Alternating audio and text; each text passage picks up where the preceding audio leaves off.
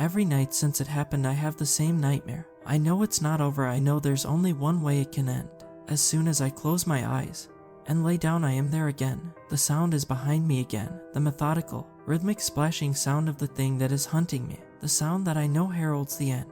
I was a fool to get caught out in this, and now I know I will likely meet my fate, just as all my friends did before. Why did I try to make a run for it? Why did I assume I would make it out? No one is getting out of here alive.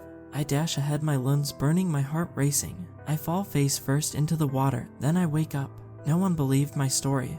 And why would they? Officially everything was just a terrible accident, a vacation, a large body of water. People drown, not often almost an entire group of friends.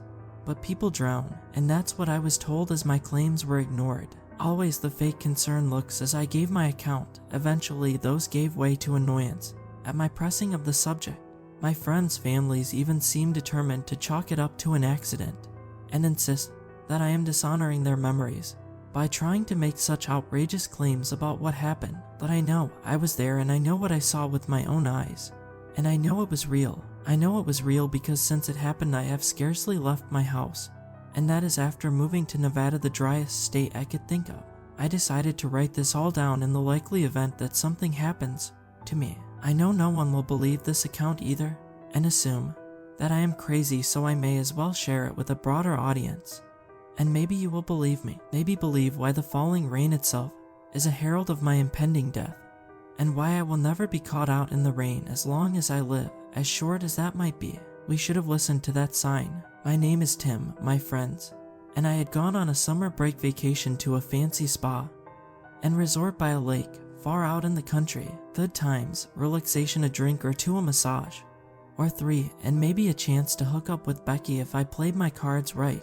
We had just rounded the corner to a scenic vista that must be the road leading to the resort. The area was impressive, with beautiful forests, cool clean air, and a crystal blue lake, a small slice of summer heaven. We saw what must be the resort poking out through the tree line. Seeing we were close, my friend Adam gunned the engine of his old van and shouted, "Hang on, it's going to be a bumpy ride." And then, as if aiming for them intentionally, he hit a series of rough potholes on the road. We were all jostled around badly, as we barely had enough space for all of us to fit in the first place, and Gina punched Adam in the arm and chided him for driving so recklessly. All right, here we are, I thought to myself excitedly. I was genuinely looking forward to this. We were going to have a blast. We all practically fell out of the van. We started unpacking what little amenities we had brought with us. Besides myself, there was Adam, our friendly but rather egotistical resident jock, and my best friend. There was Adams's girlfriend Gina, a very no-nonsense and intense type who would probably be the CEO of her own company after finishing school. Becky, who was Adam's sister, was beautiful, kind, and a little shy, but sometimes surprised us with how outgoing she could be. And finally, our resident know-it-all Laura, the smartest person we all knew, and the only one whose ego was bigger than Adam's. We had originally planned to go to a concert this summer since we didn't think we could afford something as lavish as a resort stay, but some person in Adam's family knew the owners and got us a stay for much cheaper than we could afford otherwise. I was taken aback by the sights around the resort despite being almost eerie with how out of the way it was. The natural beauty made me forget all about how far away we were and how long it would take to get help if we needed it. We walked up to the main building and went inside. Odd, there was no staff there at the counter where one would normally check in. Before anyone else could ask a question, Adam rushed forward and started smashing the bell on the counter and shouting, "Ring-a-ling-ding, I say room service," like an asshole. Gina sighed, Becky and Laura giggled, and I rolled my eyes while laughing a little as well. A large man in a too tight-fitting and not particularly seasonal turtleneck came out from a back room and went behind the desk. "Good afternoon, you must all be the..." He paused, looking down at a paper. "The Johnston party?" "Yes, that would be me and my associates." "Good chap," Adam said in a bad English accent, and we all had to suppress another groan. Very good," said the concierge. "My name is Mr. Dalton. I will be attending your stay, along with Miss Llewellyn, who will be on call for all staff needs. I am afraid you caught us during our off time. You see, the resort here is nearly shut down during hurricane season, so some amenities may not be available." I scratched my head in confusion. Wait, did he say hurricane season? But that's a lake, not the ocean. We are miles from it. What difference should hurricanes or possibly the odd thunderstorm cause for a forest resort? For safety purposes, we must also ask that you all sign these liability waivers before I give you your room keys. Due to the season, we will make every effort to, though cannot guarantee your safety, especially if you are caught out in a storm while partaking of some of our activities here. Laura perked up at that. Liability waivers in case of accidental injuries or death, this says. What kind of place is this? We should go, guys, this seems very sketchy. Adam, the normal voice of reason, assuming reason had about one too many, was already signing his form. He bellowed, come on guys, it's not so bad. Probably just some weird insurance thing they have everyone do. Let's get it over with and go. I want to go swimming. Not wanting to be left out, we all agreed and reluctantly signed the waivers. Mr. Dalton smiled, handed us an antique looking brass key, and led us to our room. It was a luxury suite that was very impressive, with several rooms, fine decor, 2 hot tubs, and an impressive view looking out over both the forest and the nearby Lake Casher. Everyone was stunned by how nice this place was, especially with how cheap we were able to get it, though we did notice it may have been so cheap because it seemed like we might be the only guest here during the season. Are people really that scared of storms this far away from the coast? I thought. I was bumped from my reverie by Becky, who accidentally dropped her bag right by me coming into the room. I bent down at the same time to help her pick it up, and we almost bumped our heads together. We each suppressed a little chuckle, and she smiled beautifully at me. It made me forget the quip I had come up with to try and poke fun at the situation, and I ended up staring dumbly until Adam grabbed my shoulder and said, watch where you are going, dude. That big head of yours, if a lethal weapon. The girls chuckled, and I got a little red in the face and went on to my room. Inside, the room was immaculate besides being a little dusty, and there was faint musty smell, possibly due to disuse. I started putting away what little I brought with me. I hopped on the bed and stretched out. As I lay on the bed, I leaned up and looked around the room. I spotted an odd scratch mark on the wall by the closet. I got up and looked closer at it. It was painted over, but not restored, so the grooves of the cut were still visible. What did that?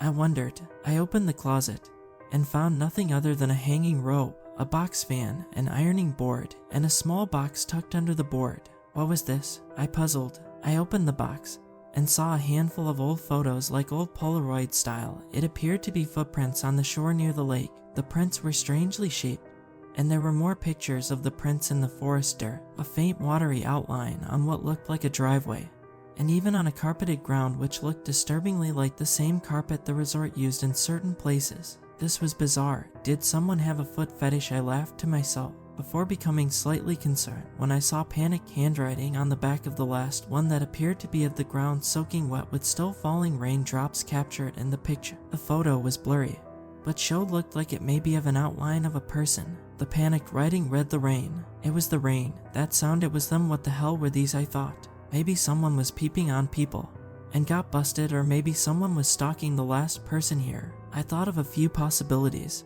before I heard Adam shouting that dinner was ready. The staff, it seemed, despite the low number, had a solid cook, and we had a large dinner brought up to our room, which to our shock was complimentary. We all had a good time, and Gina, despite normally being the straight-edge type, had actually brought a rather large assortment of liquor, so it was not long before we are all trashed and partying like a proper summer vacation. It was starting to get late, and I was about to pass out when Adam and Gina both demanded that we all go swimming out at the lake since it was so nice and warm outside. They all agreed and changed into our swimsuits. As we walked down to the lake, we noted a rather prominent sign by the lake with a very large font indicating a strange rule. It said absolutely no swimming in the rain. What a weird rule, I thought. Laura gawked at the sign as well and said, well, I have heard of not eating before swimming, but the rain has little influence on swimming safety in a closed lake with no boats about. And besides, Adam said, boisterously licking his finger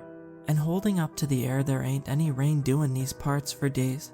He snickered to himself over the sound of everyone's eyes rolling. Since the climate seemed okay, we splashed into the water and were soon swimming, singing, and having a good time. That was what I wished our whole vacation was like. I never thought such a catastrophe could happen at that point with how happy we all were. But it would start soon after. I hopped out of the water. Everyone was having a great time and thought it would be cool if we built a big bonfire by the shore and went to work trying to get the materials to make it. But my plan seemed thwarted as a large thunderclap pealed in the sky and rain began to fall down onto the lake and the shore, the pattering raindrops ensuring that my hope of starting a fire was moot. Dang, I thought that would have been cool. We are gonna be in trouble. Hope they don't throw us out, haha, Gina said this time, rather drunk and uncharacteristically unserious. Yeah, but our towels are getting wet, I thought, and for some reason also thought of that strange picture from the room that mentioned rain. Becky got out of the water first, grabbed her towel, and came up near me under a close-by tree where I had attempted to make the fire. Some time for a storm, eh? I said rather lamely. Yeah, sure, as she said, trying to humor my attempts at banter. What broke the awkward pause was a strong, almost searchlight-style light looking toward the water. It shined on us briefly, and as we squinted at it we heard two sharp honks from a whistle which almost sounded like an old steam engine. Before we knew what had happened, there was a commotion at the resort, and Mr. Dalton and the enigmatic Miss Llewellyn had jumped into a large red truck with warning lights on the top and thundered out of the lot. They were driving so fast I thought they might be coming for us since we had broken the rule. Just as it seemed like they were going to run us down, they veered off and started down the road, pausing only briefly to have Mr. Dalton roll down his window and say, "Bad luck, my friends. It was nice to have known you. Godspeed, and indeed God knows you will need it for what comes next." He continued, saying we left the resort unlocked, "But I don't believe it will be of much help. You must accept our deepest apologies. There is little we can do to help now. If you can escape, if you cannot, die well. We will notify your next of kin. Farewell." And he rolled up the window and sped off. What the hell does that mean? What was going on? I was panicked now, and so was Becky, who was looking back and forth. And the rain intensified. They just left us. What is going on? She cried. I tried to calm her down, but I didn't know what that was all about either. Maybe it was some weird prank. What did we miss? Adam said, finally getting out of the water and lumbering towards us, still partly drunk. The staff just left, I said. They just up and left. They are gone. They said they left the resort open, but that they couldn't stay there. I don't know what kind of prank this is, but it's not funny. This stunt, the rain, the pictures. I was ranting, thinking maybe Adam set up this sort of thing as a big joke, but I saw the confusion on his and everyone else's faces and was afraid that this might indeed really be happening. What did they actually say? Laura asked as she approached as well. I explained what Becky and I saw, and then we looked at each other as if reading the other's mind and asked in unison, "Where is Gina?" "Hey Gina, babe, time to get out of the water," Adam shouted, a thunderclap almost cutting him off seconds after he shouted. "Alright, if you buzzkills have to ruin it, I guess," she slurred as she slowly walked out of the water, a buzzed grin still on her face. As she walked up and out of the water by a boat launch, we heard an odd sound like the splashing footsteps she was making coming out of the water seemed to double somehow. It sounded like two people were walking out of the water, the other tread being much heavier and steadier. She must have heard it too, like us, because she paused briefly, almost as if to test the sound and see if it continued. After a brief delay it did. Splash, splash, splash. Stomp, stomp, stomp. Then it stopped. Gina turned around and said, "Thought I was going craw," and she was wrenched off her feet to the ground, a sickening crunch being heard as her head smashed down onto the concrete. We saw her flailing and ran to help, but to our horror, she began getting pulled into the water by some unseen force, and her eyes and mouth began to leak water. When she tried to scream, Adam and I grabbed her arms and tried to pull her back out, but we were kicked off our feet as well and heard even more watery footsteps and a disturbing gurgling sound. Adam was shouting and thrashing, trying to pull Gina out of the water with all his might. He cried out to her to breathe, as it looked like he was getting some response from her. Her mouth opened again and water gushed out and enveloped his head as well. There was a splashing and sprinting sound of footsteps, and Adam was knocked back with such violent force he was launched into the lake, and rather than sinking, he just floated on the surface, convulsing and apparently drowning despite not being under the water. This spectacle was enough. Becky and Laura shrieked louder than I had ever heard anyone scream in my life and ran towards the resort, and I shook myself from my own terror-induced stupor and did the same. We made it inside, panicked and panting, shivering with cold terror our breath. I closed the door to the entryway, found a large lock, and slid it into place. We huddled around, not knowing what to say. Becky was crying, but Laura broke the silence. What the hell just happened there? That can't be real. They just drowned above the water. Those footsteps, what is going on? I didn't know what to say. I just said, "We need to find a phone. We need to call for help. Maybe there's a landline here that actually has reception, since we knew the phones back in the room had not had service for miles before we got here. The rain was getting heavier. It was a downpour outside. As we searched around the entrance and the reception office, we found a phone, but our hope was short-lived. We picked it up and the line was dead. There was nothing for emergency service, no radio or anything else. We were stuck here alone. As my panicked and grief-stricken mind came to grips with this revelation, we heard and saw something unbelievable outside. Over the sound of the intense rain, we heard the heavy, methodical approach of splashing footsteps. They stomped across the parking lot, splashing gouts of water where they landed, but nothing was making them that we could see. We held our collective breaths as the stomping, splashing footfalls approached the front door and stopped. There was a terrible silence, and for a moment we thought nothing might happen. Then we heard what sounded like scratching on the glass, and then a terribly cutting sound as words began to appear being cut into the glass. We started to shake as we read the words, "Help us, we are drowning. Help us, we are your friends. You can't leave us." Becky let out a sob. "No, Adam, no. Is he still alive? We need to help him, my brother. He is dying." We stopped her from moving towards the glass, and as we stood there petrified by the invisible writer, we heard a knock and scratching at the back door, and then hideous gurgling sounds like one's head being forced underwater sounded from above as well. My heart felt like it stopped when we heard footsteps wetly clomping on the ground above us. Laura ran sprinting away toward the room. I couldn't breathe. I sat there dumbfounded. Becky grabbed my arm and was screaming at me, "They have Adam." I couldn't respond, so she ran toward the window where she said she saw him. She said he was on the ground and he was drowning. She unlocked the door, and the sound of the bolt shooting back knocked me back into my conscious self. I barely had time to loose a strangled scream of "Becky, no." Then a cascade of water and the thunderous marching of wet footsteps rushed forward and bowled her out of the door and into the drenched ground beyond. I saw her terrified look, and she looked back at me, and her scream was cut off by some unseen hand, smothering her with that impossible water. I ran as fast as I could. I tried to get to the room where Laura was, but as I reached the door and frantically tried it, I realized I didn't have the key. I screamed for Laura to let me in, but I heard nothing on the other side of the door, only footsteps behind me, slow, wet, padding footsteps over the carpeted floor of the resort.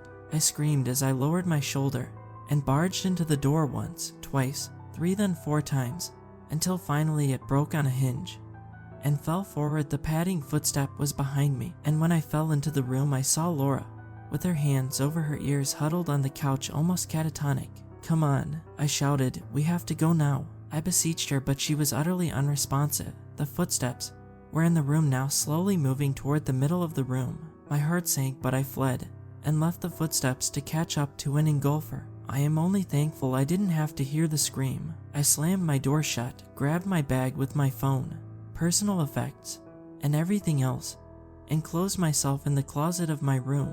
I heard the footsteps, then the knocking, then the scratching, then the voices. "Help us, we are stuck under the water. Only you can save us. Save us. Help us, it hurts. The water, there's too much, we are drowning." I held my hands over my ears as well and closed my eyes and hoped and prayed for an end to this, that maybe this was all just a terrible dream. After what felt like ages, the sound stopped. The voices, the footsteps, the scratching, it was all quiet now. I noticed the rain had stopped as well. The rain, maybe it was somehow connected to it. The goddamn rain. We were swimming in the lake, and it started to rain. Did those bastards know this could happen? Was that what the waivers were for? My hands curled into fists. I couldn't believe it. I redoubled my will and fought on, determined to at least make them pay for knowingly risking my friends' lives and getting almost all of us killed. If it stopped raining, I could get away. I needed to get out of here. I cautiously opened the door and looked outside. Nothing grabbed me, and no watery footsteps were moving anywhere. It was dead silent. I walked out slowly through the hall to the living room, fearing what I might see, but Laura was gone. I felt ashamed and guilty that I had not tried to grab her and run to the safety of her room. I slowly walked out of the room and downstairs. The wind was still kicked up, and the front doors were hanging open, creaking in the blowing wind. It was almost morning. A faint light crept into the entryway. I had gotten Adams's keys from his room and should be able to get away using the van. My eyes darted frantically, and I looked around, peeking outside to see ominous clouds, but thankfully no rain at the moment. I slowly walked to the parking lot, my heart racing at the sounds of my own footsteps, making sure I didn't hear another behind or in front of me. I got to the van and thought I might actually make it, Yet as I pressed the unlock button on the fob, a thunderclap resounded from over the hills, and in moments a morning shower had begun, rain pattering off of me and the van. I froze at first, and then exploded into motion, reaching for the door to open it when I saw inside, and fell backwards in indescribable horror. Adam and Gina, or at least their boneless-looking bodies, slowly writhed up into the front seats of the van, almost as if being moved into position like some demonic marionette puppets. I stood there, mouth agape in horror, as Adams's face slunk toward me, and his mouth opened. Water gushed out and began filling the cabin and spilling out, and the corpse things that used to be my friends moved to open the doors, and the wall of water rushed out to meet me. They remained collapsing onto the dashboard, but the splashing footsteps began immediately coming towards me again. I screamed like a madman and broke for the woods, the implacable footsteps never receding too far behind no matter how fast I ran. It felt hopeless, my energy was all but spent, and I ran past my limits in a pure desperate bid to survive. My whole body was aching, and I could barely breathe, but I kept running. I knew if I stopped I would die. I thought I could see what might be a main road. Maybe the thing might not be able to follow me past a certain point, but just as I approached the road I tripped over my own tired feet and some vines, and fell into a ditch by the road that was filled with water from the flash flood. I rolled over, spitting water out, and screaming and panting, and defiantly challenging my fate. I stood in the water that was up to my waist. I looked back the way I came. I heard nothing. I let out a sigh of relief, and I thought, could this really be over? There was a painstaking silence. I exhaled, and turned around to try and climb out of the ditch. Then I heard it, just like I have been hearing it in my nightmares ever since the footsteps in the rain. To this day, I don't know how or why I got away when my friends died. I don't know why I am sharing this. Maybe survivor's guilt. Either way, I don't think I will be around much longer. There's no way I can avoid the rain forever. It's still out there somehow. It can follow me wherever I go. And as soon as the rain starts falling, those footsteps start falling as well. I moved to the driest state in the country, but it won't be enough. Even when it's not raining, I hear it in my nightmares. I think of my friends being drowned before my eyes. I still hear their screams. It still feels so real, just like that faint sound I hear. No, it couldn't be. I checked the forecast this morning, yet as I write this, it sounds like thunder in the distance, and perhaps a light pattering of rain. Please excuse me, I had better lock the doors. I hear the footsteps now, and know I will be having visitors soon.